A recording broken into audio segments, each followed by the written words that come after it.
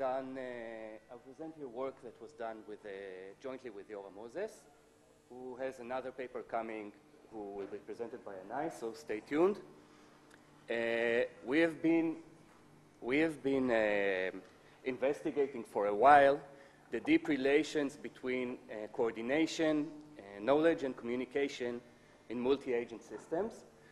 And the paper I'll present here is one of the fruits of this investigation, but I'll start with a little background in order to prepare us better. And the best place to start is with the knowledge gain theorem by Chandy and Misra for asynchronous systems. So first let me say that an asynchronous system is a system where the agents have no common clock and where messages between the agents can take indefinitely long time to arrive. What Chandy and Misra established is a connection between nested knowledge and the kind of communication that is necessary in order to attain it. For example, if an event occurs at agent J at time t, and by time t prime, we have nested knowledge. We have that K knows, that I knows that that an event has occurred, then we must have a message chain, a sequence of messages, each starting where the last one took off, where the last one left off, that relates J to I and then to K in the interval of time between t and t prime. Okay? This is one result that we will rely on, and another result that we are going to be using is the correlation that Halpern and Moses established between simultaneous action and common knowledge, this time in synchronous systems. Okay, what they showed is that if a group of agents needs to perform a set of events simultaneously, then they must have common knowledge of this as they perform their action. Now, if we put these two results in this table, we see that there are quite a lot of empty spaces, quite a lot of questions being raised. For example, if common knowledge is necessary for simultaneous action, is there some kind of coordination tasks that, for which nested knowledge is necessary? That's one question. Another one is, if message chains are necessary in order to attain nested knowledge in asynchronous systems, what kind of communication structure would be necessary in order to attain nested knowledge in synchronous systems? And now to talk about what the kind of communication pattern that would be required in order to attain common knowledge. We provided an answer to all of these questions in a paper in 2010, and very broadly speaking, nested knowledge turns out to be an epistemic prerequisite for linearly sequencing events in a multi-agent system, both asynchronous and synchronous systems. And we showed that in the case of synchronous systems, message chains that were required in order to attain nested knowledge in asynchronous systems, in synchronous systems, you no longer need a message chain. You need something that generalizes the message chain in order to attain nested knowledge. We call this pattern the centipede, and there is another pattern that you need in order to attain common knowledge. We call it the broom, and we'll talk about these in a little while. Okay, the model we use is synchronous. Basically what this means is that all of the agents have a global clock, and that message delivery time is bounded. That is, there are upper bounds on delivery time for each communication channel relating to agents. We can use these upper bounds to define a distance between any two agents as the shortest weighted path between them. Now, in order to formalize epistemic notions for these agents, we use the interpreted systems approach of Fagan, Halpern, Moses, and Vardy, where basically the multi-agent system is always in some global state, which is nothing but a tuple of the local states of the agents, plus another local state for the environment agent, which is a sort of behind-the-scenes agent or an operating system. A run or an execution is defined as an infinite sequence of global states through which the agents progress with time. And the system as a whole is just the exhaustive set of all possible runs given the protocol of the agents. A little nitpicking, we will use this to denote the local state of agent I in a run R at time t. And why do we need it? We need it in this second slide where we describe a very simple language. Our formulas are interpreted relative to the system as a whole, to a specific run, and to a time in the run. And we say, we use occurred tau to denote that event tau has occurred in the run R by time t. We use the usual agent I knows phi to denote knowledge. I don't think that there is any point in going through this again. And we use, we say that a group of agents G have common knowledge of phi if there is nested knowledge of phi for any possible combination of agents G for any finite length. Okay, that's a slightly different way to define common knowledge. And now we get to a little example. The example that we will be using is based on a problem posed by Michael Chue in a paper in 2000. And he was actually providing a different take on the very prevalent diffusion of innovation or diffusion of information problem that has been studied quite a lot, among others by Schelling and more recently by Morris. Okay, so the problem is like this. Imagine that we have a population of dissatisfied agents, all of them living under the yoke of the Roman Empire. We can partition the set of agents into groups based on their disposition towards rebellion. Okay, first we have the instigators. They are highly unpredictable. Each instigator may decide to start a rebellion at any one time and regardless of what other agents do. Then we have the hardliners, and and we'll have, in our little example, we'll have two of those instigators. We'll have Brian and we'll have Loretta. Then we have the hardliners. We'll divide the hardliners into two factions, the Judean People's Front and the People's Front of Judea, which are, of course, they totally oppose each other. The members of each faction will start to rebel if they know that their leaders, that is, for the Judean People's Front, the leader is Brian, and for the People's Front of Judea, it is both Loretta and Brian. A member of the Judean People's Front will start a rebellion if it knows that its leaders are revolting, and it is ensured that with it, the whole group, the whole faction, will start to revolt too. Okay? So these are the hardliners. Then we have the unsatisfied masses. Basically, they're quite similar. They will start to revolt if they know that the instigators are revolting, that the hardliners are revolting, and that all of the members of the unsatisfied masses are going to revolt with them too. And the same story goes for the supporters of the old regime, who will only start to revolt when they know that everybody else is revolting. In case of a stalemate, it's important to note that in case of a stalemate where each agent is dependent on the other members of his group to know whether to revolt or no, then we'll just say that they all revolt together, okay? They resolve such cases by going revolution. So let us disperse our agents through our synchronous model quite arbitrarily. The colors denote the type of agent. These are the instigators. These are the hardliners, etc. And let us say further that at a certain point of time, the instigators start to revolt.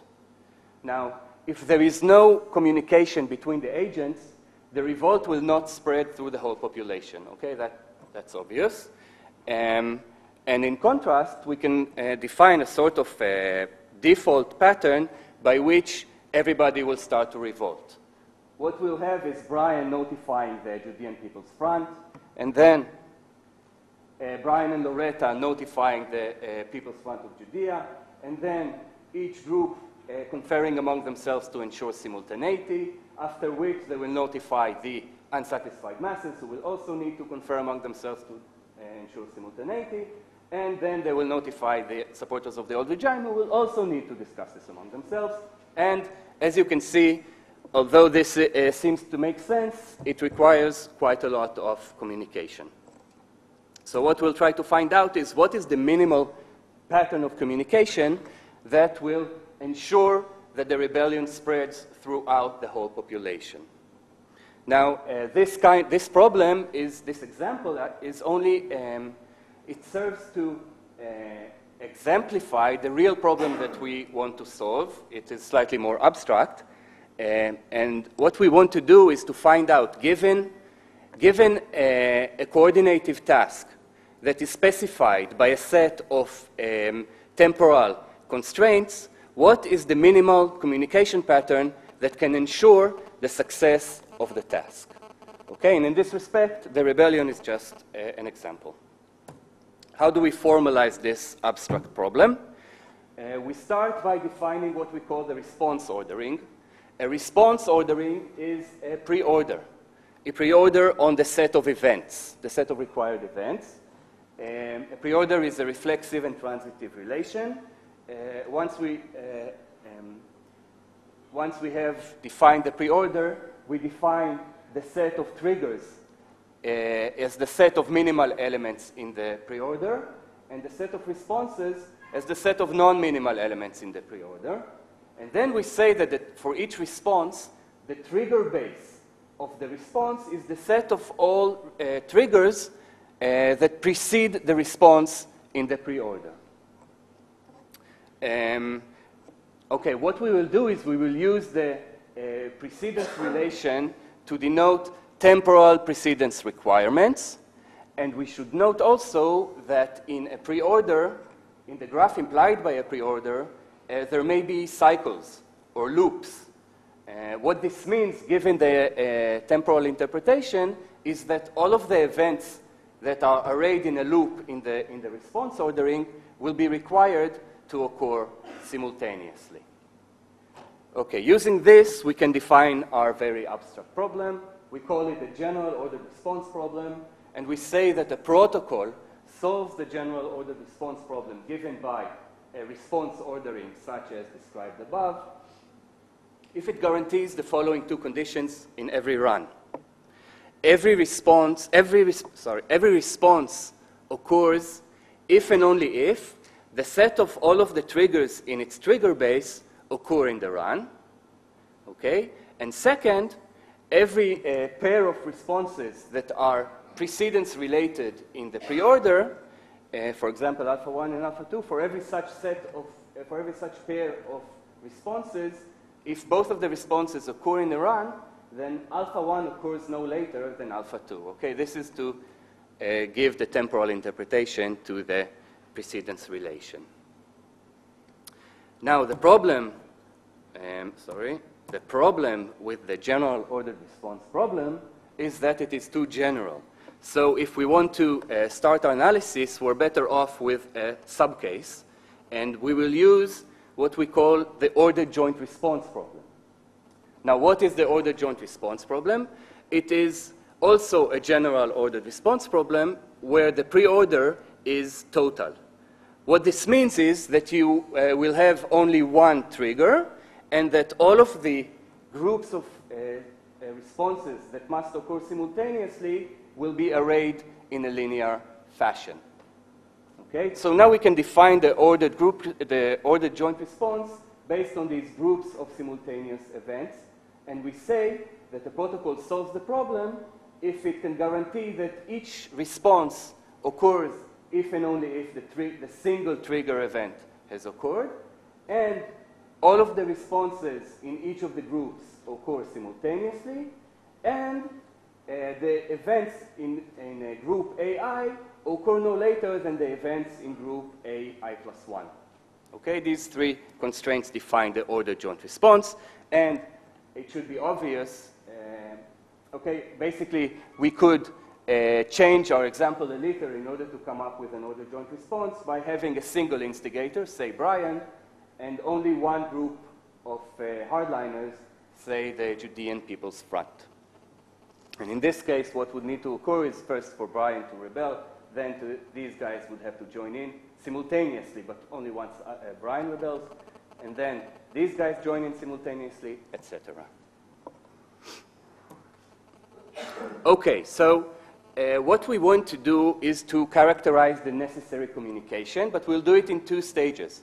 First, we reduce the coordinative task just defined into an epistemic prerequisite, and we know that each of the events here will need to occur simultaneously, and hence, based on the Halpern and Moses characterization, the agents here will need to achieve common knowledge of the occurrence of this event, as well as the agents here, and also the agents here.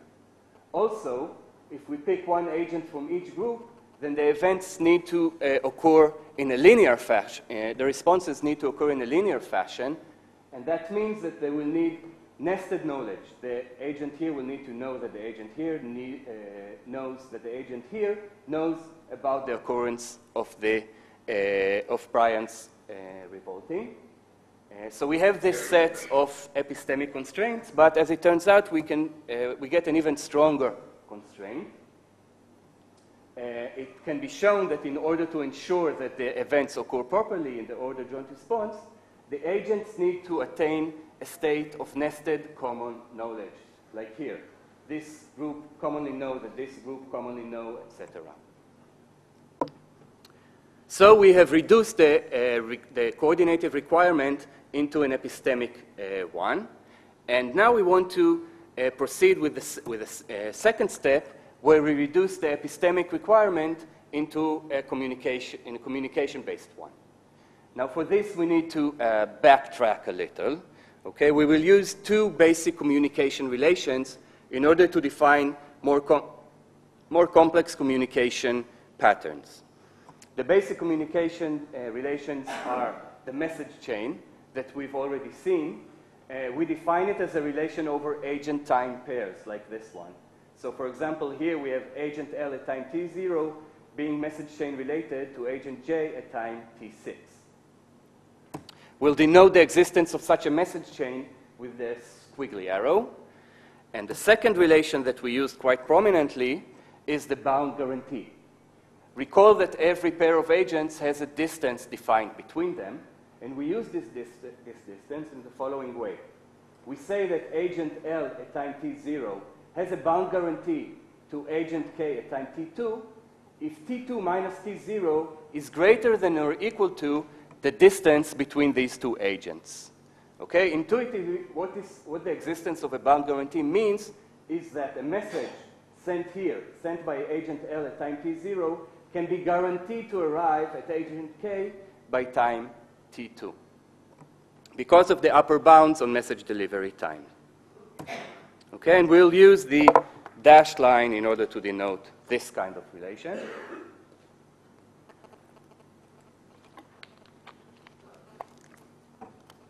Now, I mentioned that for asynchronous systems, you need a message chain in order to attain nested knowledge.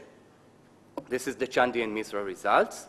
And we have shown in a previous paper that in synchronous systems, you don't need a message chain. Rather, you need this monster of a communication pattern that we call the centipede. Okay? In order, if we have, there is a theorem associated with this shape.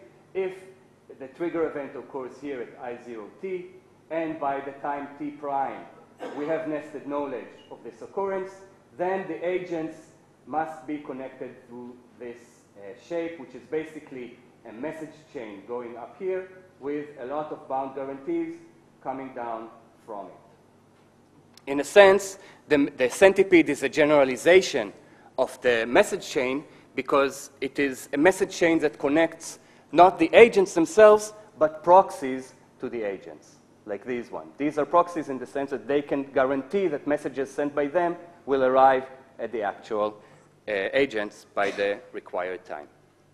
So this is one shape that we have characterized, and another shape that we have previously characterized is the broom. We show that in order to attain common knowledge in a synchronous system, the agents must attain this must have this communication pattern connecting them.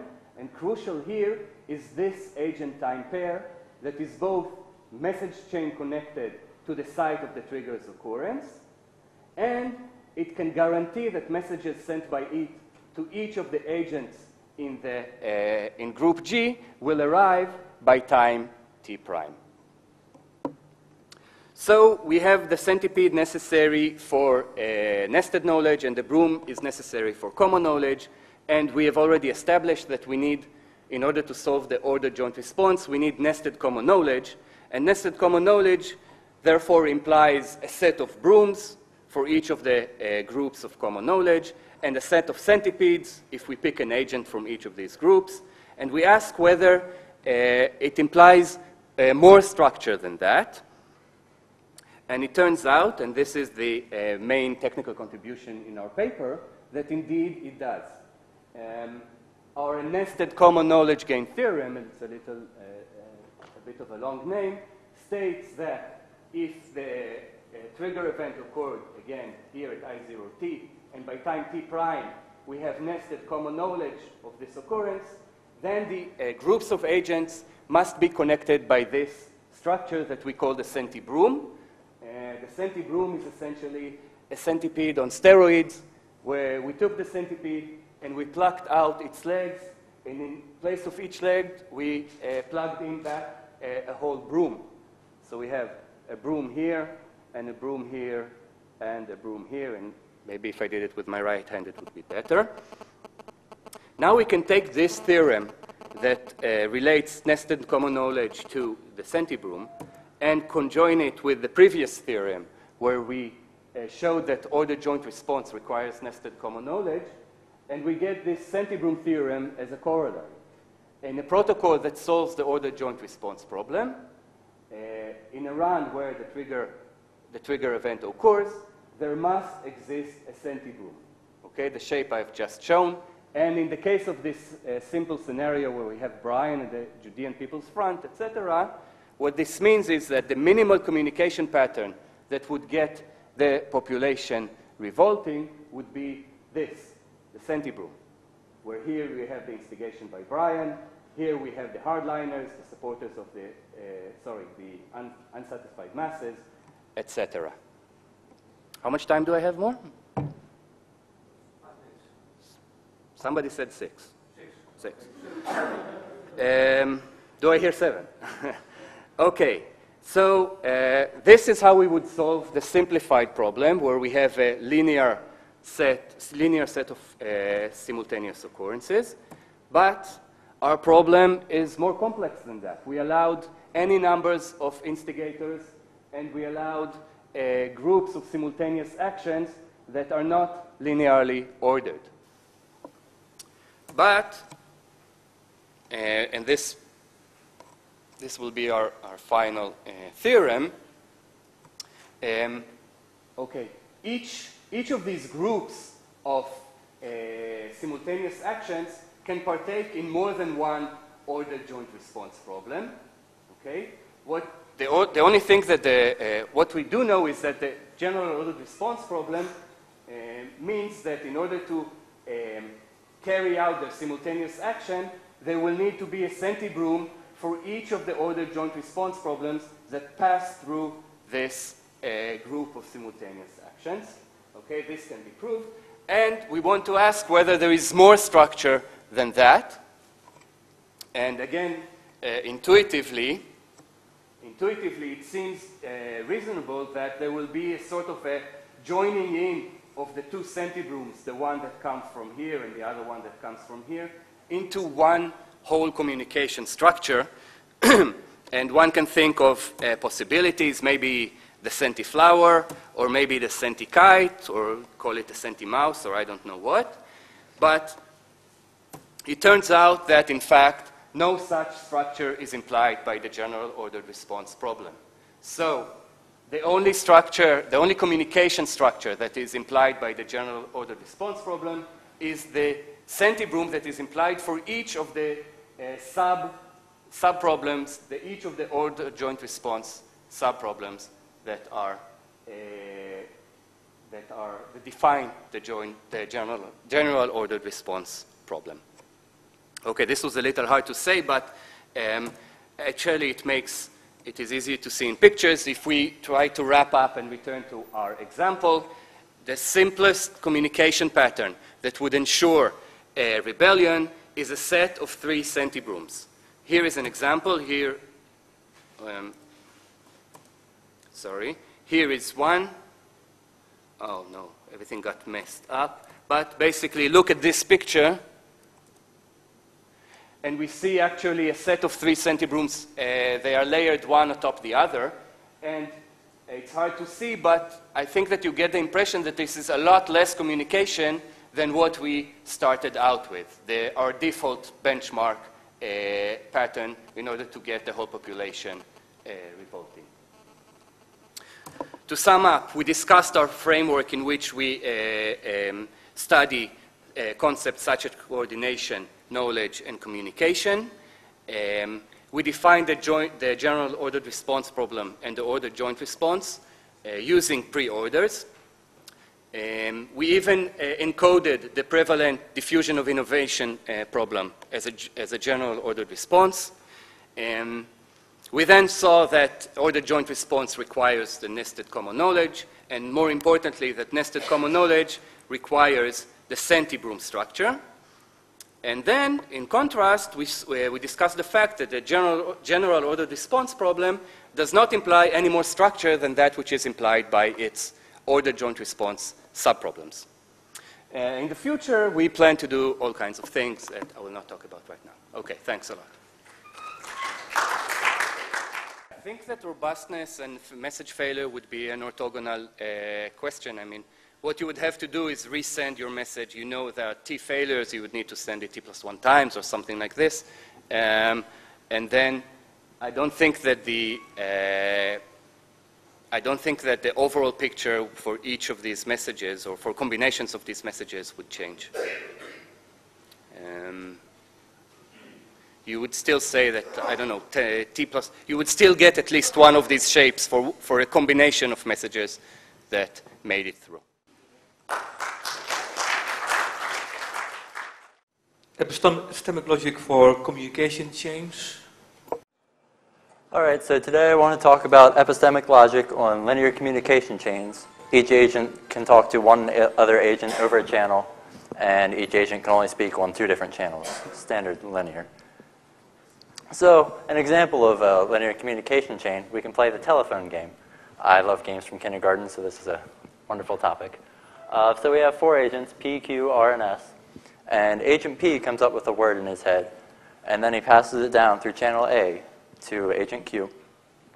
And then agent Q may change it by up to 1 letter and pass it on to R over channel B, who then changes it by up to 1 letter and passes it down to agent S. So in the first case, we have the words byte, byte, and cyte on channels A, B, and C. So we will call this our first run, R1. And so the first statement we want to make is that on R1, anyone who looks at channel A, the channel, we're not talking about agents, but specifically channels, anyone who looks at channel A will know that channel C does not say book, because channel A says byte, which is 3 letters different, and with only 2 agents in the middle, we can't get to the word book. Another statement we can make is that anyone looking at channel A will know, any observers of channel B will know that C is not equal to book, because B is 1 letter different from A, and C would be 1 letter different from B. So you can determine just by looking at the word byte.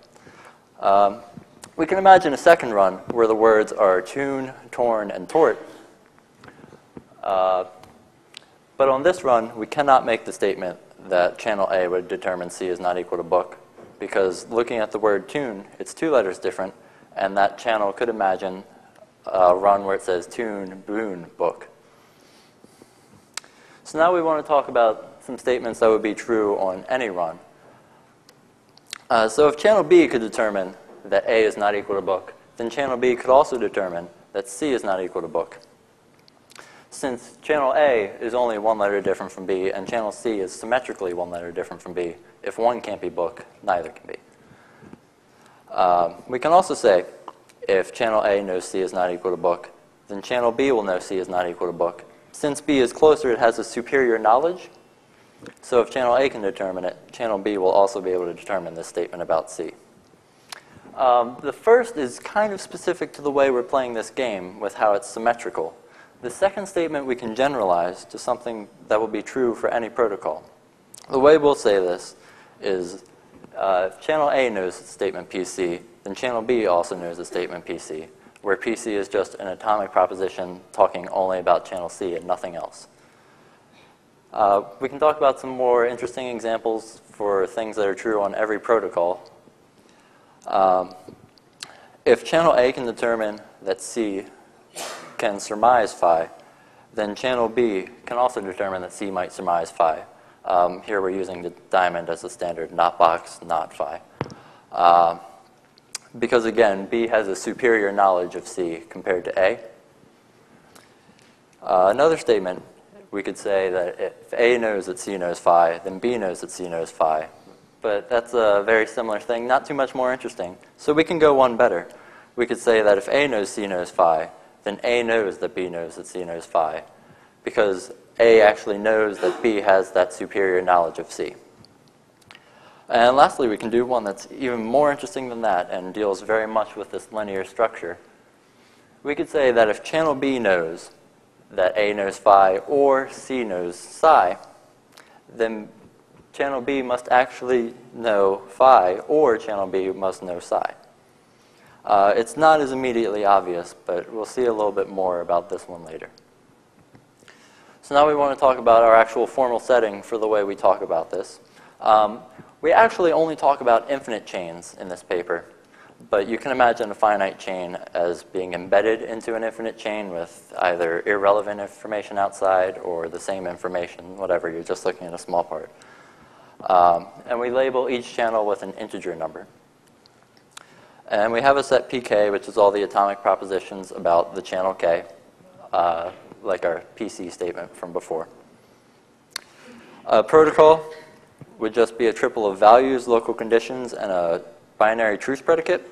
The values are just whatever you want to put on each channel. The local conditions are what the agents want to enforce on the channels to their left and to the right, what makes them happy.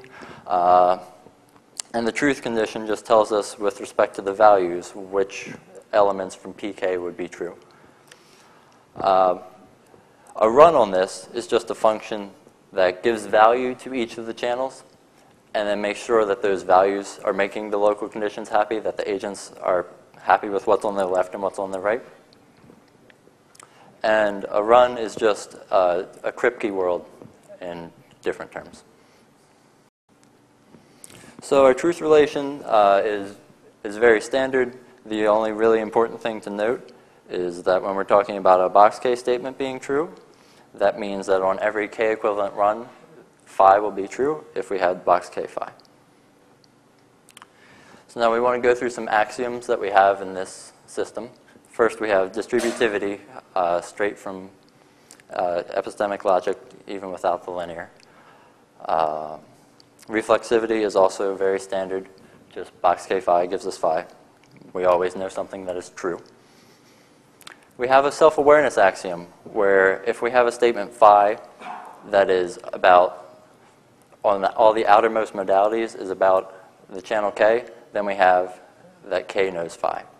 So we will use this phi of a set notation to talk about a statement that has outermost modalities of the members of that set, and also the pk statements. More interesting in actually dealing with our linear structure, we have a gateway axiom where if we have k, n, and a set A, where k is to the left of n, is to the left of the set A, or is to the right of n, to the right of the set A. If k knows phi for some phi about A, then n will also know that statement phi about A, because n has that closer, superior knowledge going through less agents. And we also have a disjunction axiom, where if we have a channel K in between a set A and a set B, and it knows a disjunction about a statement about A and a statement about B, then K will actually have to know one of the two disjuncts about either the thing to its left or to its right. So we have these 5 axioms, And it turns out we have a sound and complete system for talking about these linear communication chains. When you add in tautologies, modus ponens, and necessitation. So now we just want to go through some examples of how we could prove things in this system. First, we just want to make sure we're making all of the S5 axioms happy, because we kind of had a little bit of difference before. So first, we're going to prove transitivity still holds. So if box K phi, then box K phi, for any statement phi about any channels. So first, we see that box K phi is a statement in phi K. And so then we can use our self-awareness axiom to append an extra box, and we have box K phi implies box K phi. And so far, we're making S5 happy. We just need to prove S5 is still true. It's very similar. We see that the diamond K phi is in phi K. And again, by the self-awareness axiom, we can just append a box to that and have box K diamond K phi. The only reason we went to self-awareness here was so we could also have the atomic propositions appended with a box. So now a more interesting example. If we have K, M, and N channels shown as such, where K is to the left of M to the left of N, we want to show that if K knows that N could surmise phi, then M knows that N could surmise phi for any statement phi about any channels. So first we see that diamond N phi is a statement where all the outermost modalities are about channel N. So by the gateway axiom, directly we can go from box K diamond N phi to box M diamond N phi. Nothing too hard.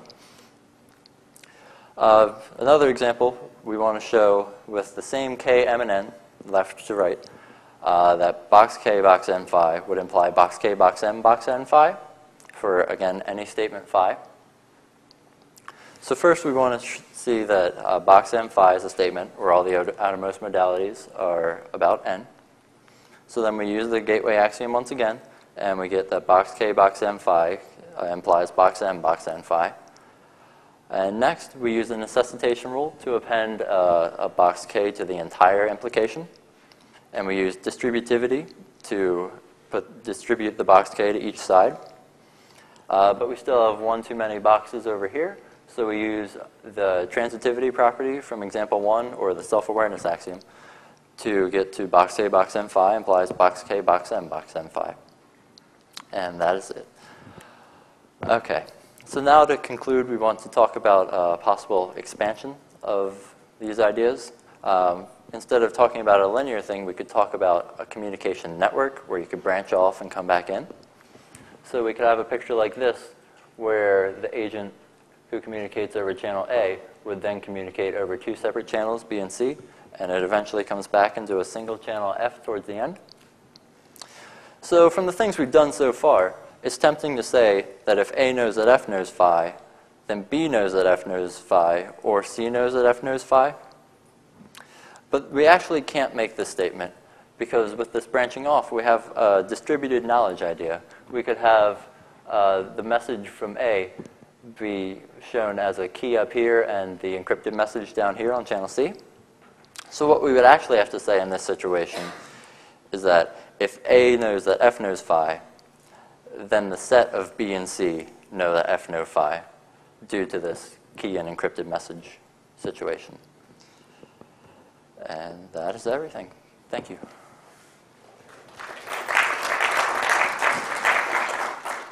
Thinking about the protocol, right? I mean, nobody can make use of information about what others further down the line are going to do.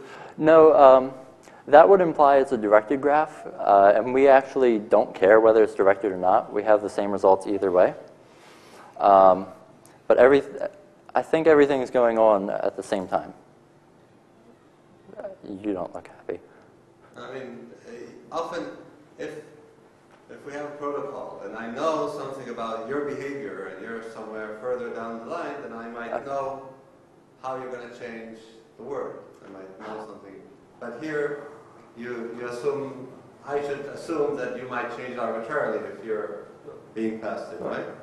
Where local conditions are important each vertex in this chain. And those conditions are common knowledge. So everyone knows how others must behave. Like in the example of the telephone game, everyone is not supposed to debate by more than one letter. But the statements you had were validities then, or were they? In the beginning, it was so specific to the phone game, and in that was looking universal statements for any kind of protocol that enforces some kind of. This one? Yeah.